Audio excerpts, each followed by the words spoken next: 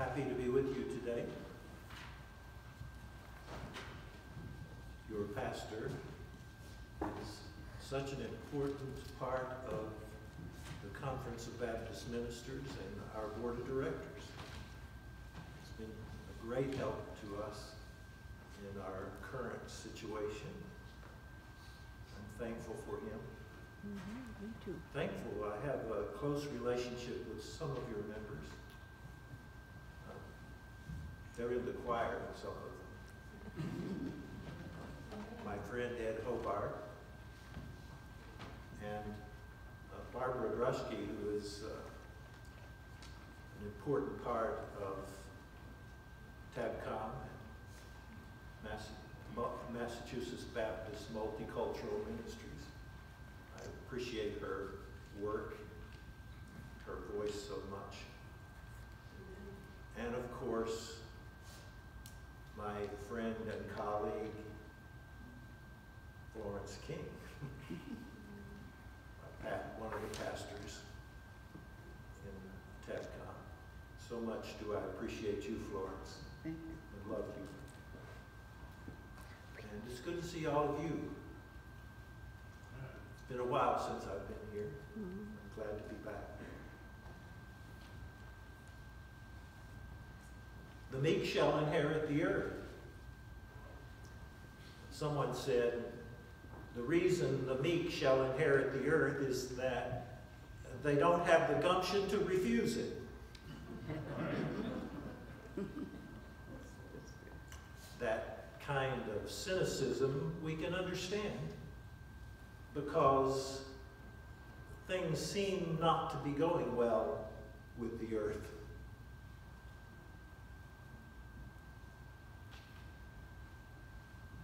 Since the Industrial Revolution, there has been much destruction of the earth. And with the wars of the 20th century into the 21st century, much destruction of the earth, our home. And now we have to deal with environmental destruction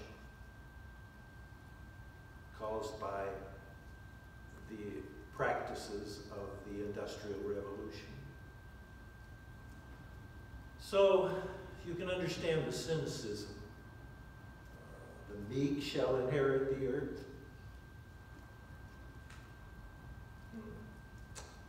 Who are the meek? The meek are the people who are humble, who understand that they do not by themselves have the power to change things. The meek are the people who face reality. We meek often say, I'm just one person.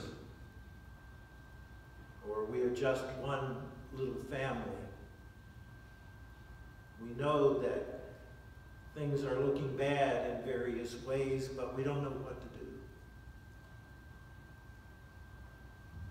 There are a lot of people in our world who are not meek.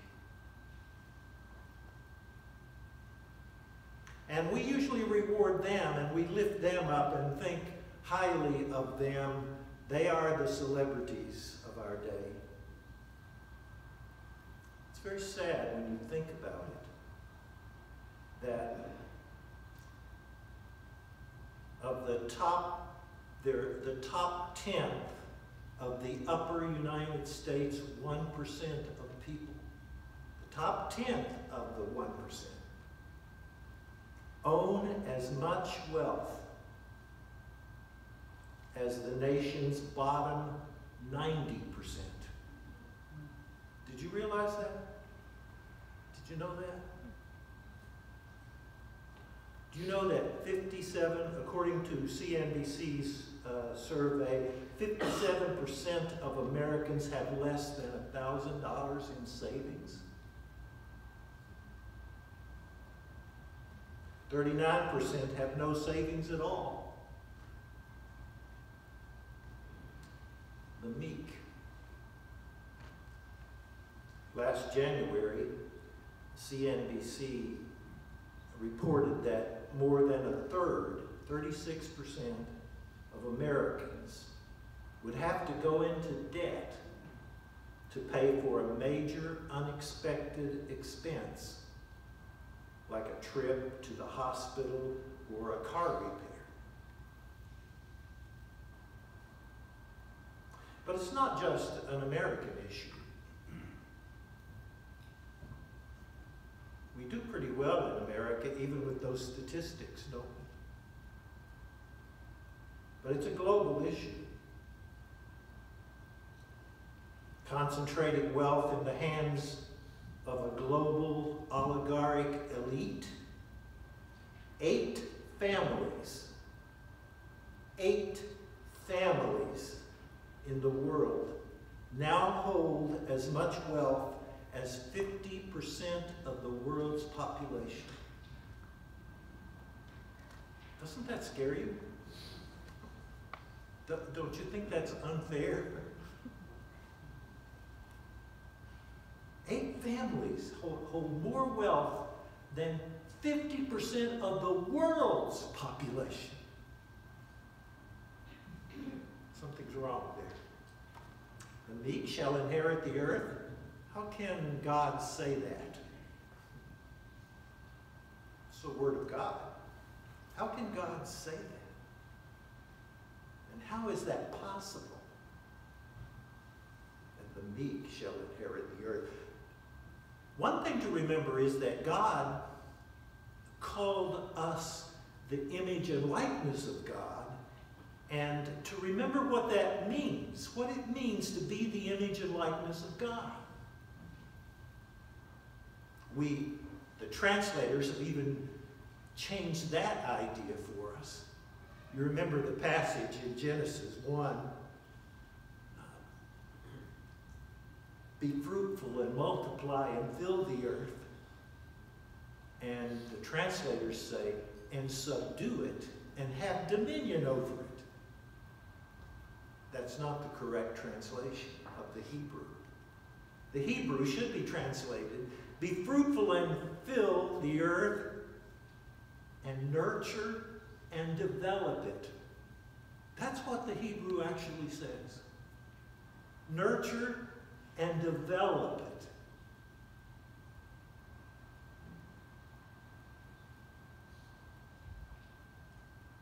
Somebody said the only commandment of God we've ever kept is be fruitful and multiply and fill the earth.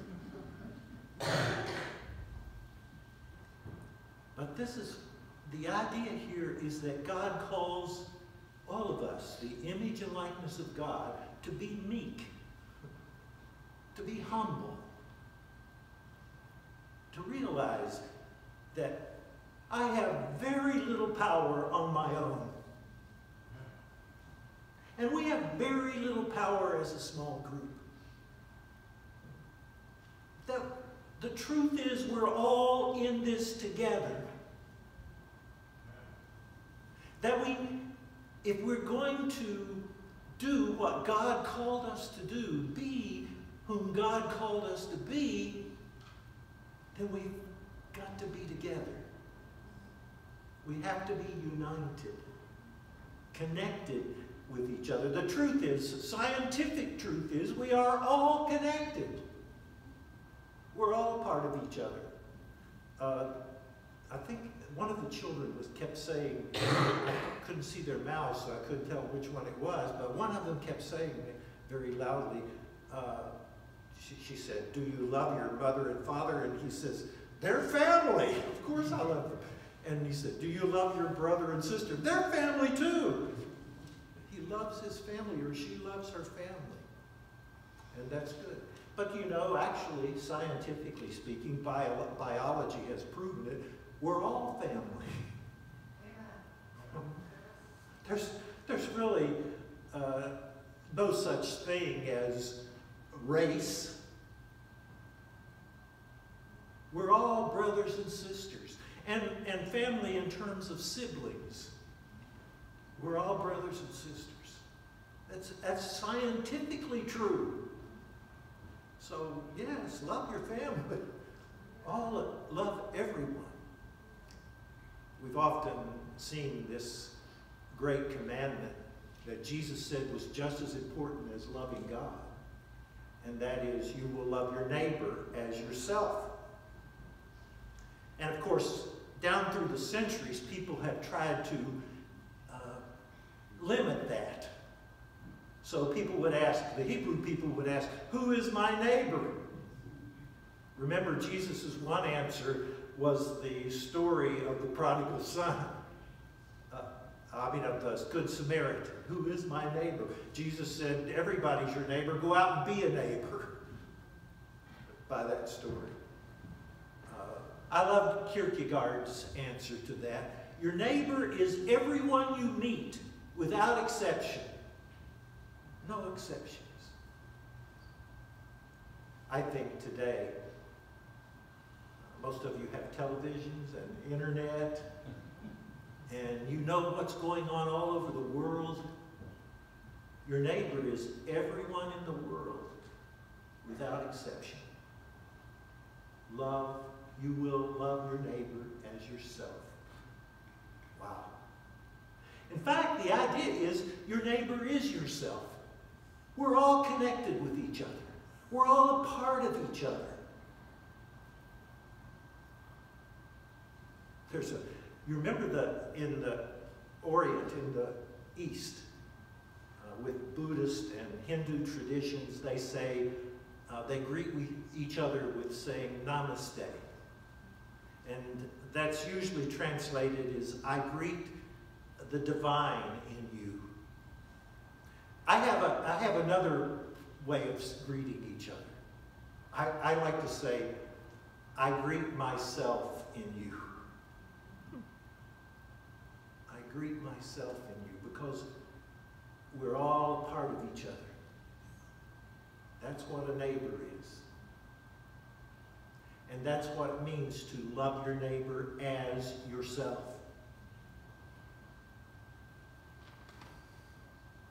That's what the meek do. And the meek shall inherit the earth. Now, let's get to some difficult things. Jesus said, love your enemies. At first, one of the children had a little problem with that. But I think she convinced him or her. I couldn't tell who was speaking. But we have a problem with that, don't we? I've had problems with that, certainly. How do you love your enemies? Well, in Luke's gospel, Jesus told us what to do, how to do this love. He said, do good to those who do evil to you.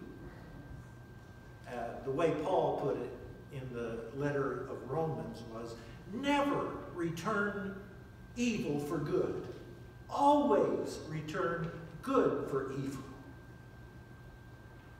That's what you do. Jesus also said, bless those who curse you. I was driving the other day and someone cut me off and I did not feel like blessing them. All right. And I will not tell you what I did.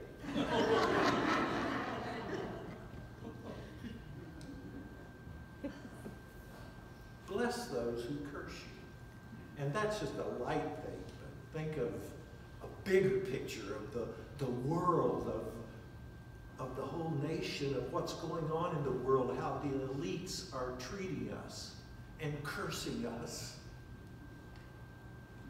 Bless those who curse you and pray for those who hate you and despitefully use you. How many of us, let's say, because I have to include myself in this, how many of us pray for people who hate us? Love your enemies. But love your enemies was Joseph Campbell. You know of Joseph Campbell, the mythologist? He once said that love your enemies is the greatest advance in human ethics ever. But love your enemies is not just something that Jesus made up. It goes back to the Old Testament in several places.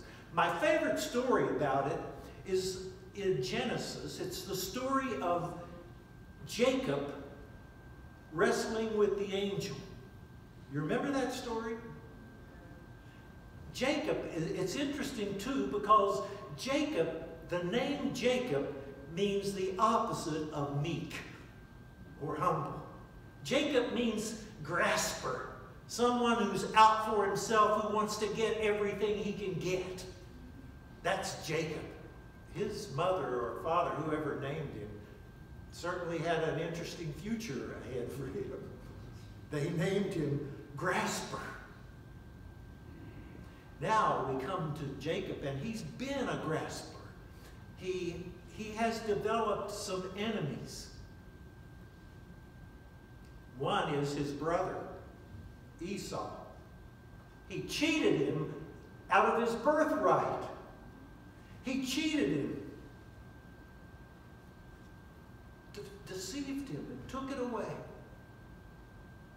and fled, lest his brother kill him. You know, there's that story in the Bible too.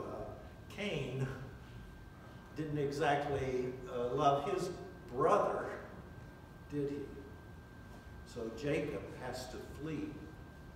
And Jacob goes to a land and connects with his uncle and marries his uncle's daughters, both of them, Leah and Rachel. And then he cheats his uncle out of great wealth, property, and then he leaves. He flees back to his homeland. Now here is Grasper, this guy, Jacob, who is out for himself, who is not at all meek. And he has his uncle coming after him, his father-in-law, let's say, coming after him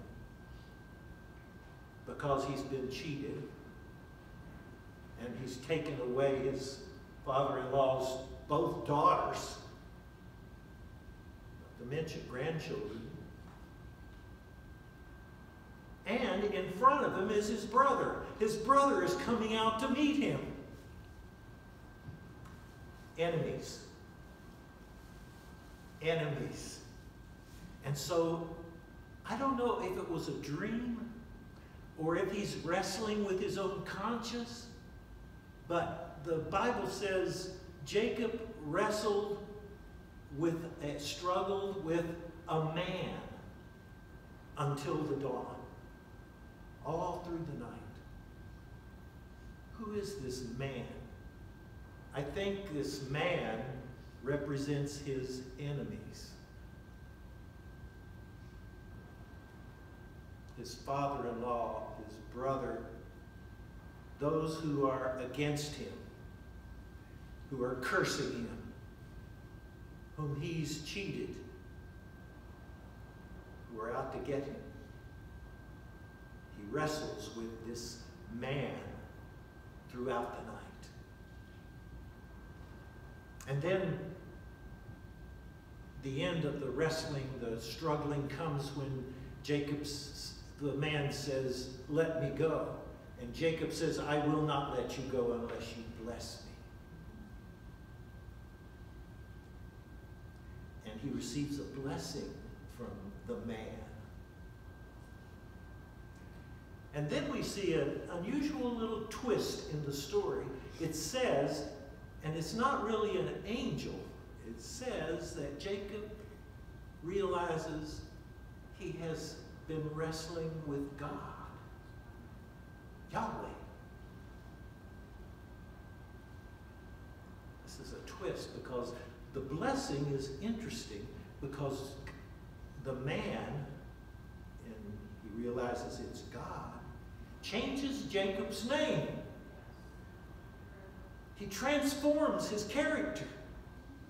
He's no longer a grasper. He's no longer this person who's out for himself, who's going to get everything he can get for himself.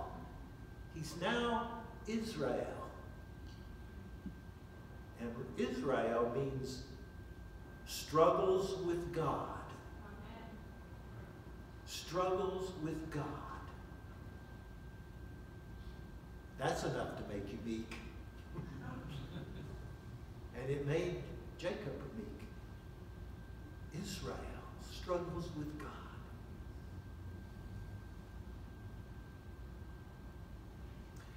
How do you find the face of God in your enemy? That's the question with this story. How do you find God in your enemy? You will love your enemy.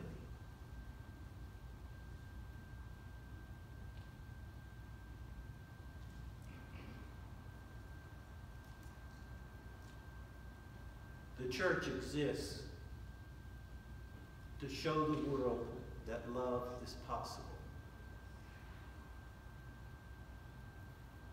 That's why you're here. The mission of the church is to win the world to you will love your neighbor as yourself, and that neighbor includes your enemy. That's why we exist. That's why First Baptist Church of Medford exists. To demonstrate that this is possible. This love. And it's not a love of romantic love, romance. It's not friendship love even. You don't have to like your enemies. And you can criticize your enemies. You can criticize the elites and those who are in power and those who refuse to be humble, meek. You can criticize them. But you must also love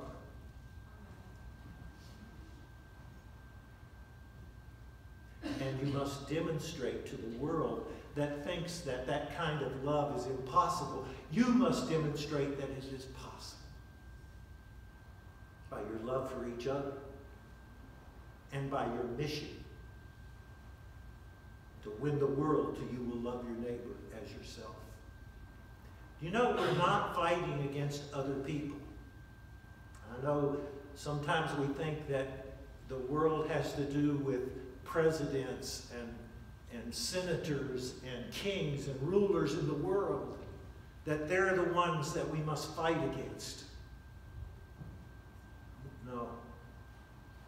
I love that passage in Ephesians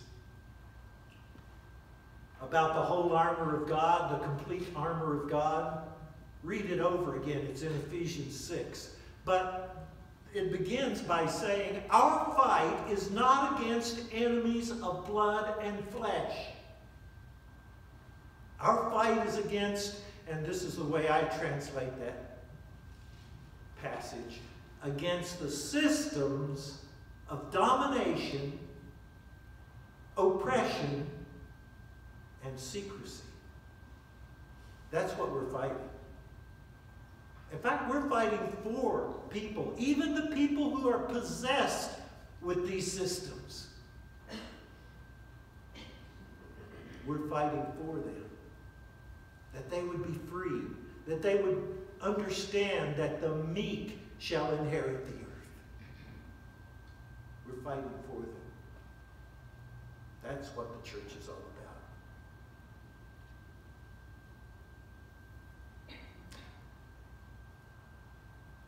Love your enemy. You will love your neighbor as yourself. It isn't easy, but it is possible.